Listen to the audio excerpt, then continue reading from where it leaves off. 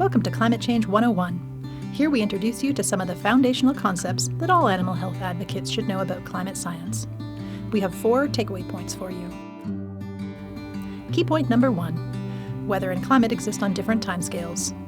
Weather refers to short-term changes in meteorology, like temperature, wind speed, and precipitation, what we experience over a period of days to a couple of weeks. Weather forecasting is particularly complex, which is one of the reasons we can't predict very far into the future. Climate, on the other hand, describes these patterns over decades or longer.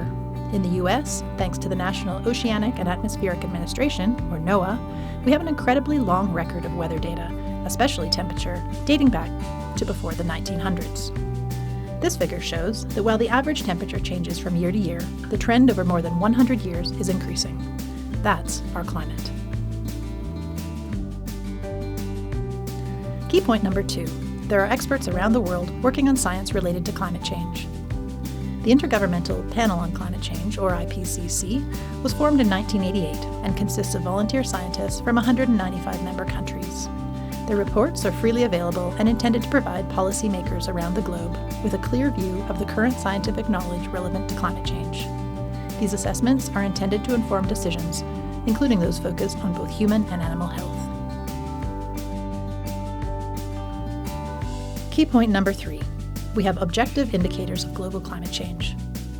The IPCC defines climate change as a change in the state of the climate that can be identified by changes in the mean and/or variability of its properties, and that persist for an extended period, typically decades or longer.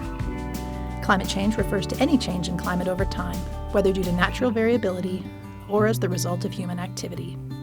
Let's take a look at some ways this change is being documented.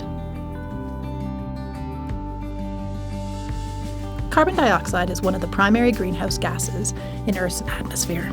These gases trap infrared energy from the sun close to the Earth's surface and keep it warm, known as the greenhouse effect. This is what makes the planet habitable. However, over the last century, we have observed dramatic increases in greenhouse gases, including record-setting levels of carbon dioxide. Increases in carbon dioxide result in changes in average global temperature. According to the most recent IPCC report, temperature at the Earth's surface in each of the last 4 decades has been successively warmer than any preceding decade since 1850. Next, ocean temperature and levels. Across the Earth, oceans are warming, with the largest changes occurring near the surface, leading to declining ice in the ocean and rising water levels. Arctic sea ice extent has decreased in every season and in every successive decade since 1979. According to the IPCC, the rate of sea level rise since the mid-19th century has been larger than the average rate during the previous 2 millennia. Finally, changing patterns of snow and ice are indicators of climate change. Polar ice sheets and glaciers are shrinking worldwide. The IPCC summaries indicate that increased surface temperature are also reducing permafrost in most regions since the early 1980s. Key point number 4. The current climate crisis is the result of human behavior.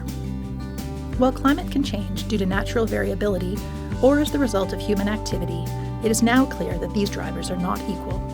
Based on extensive data analysis and peer-reviewed research, the IPCC has concluded that the warming of air, water, and land is unequivocally due to human influence.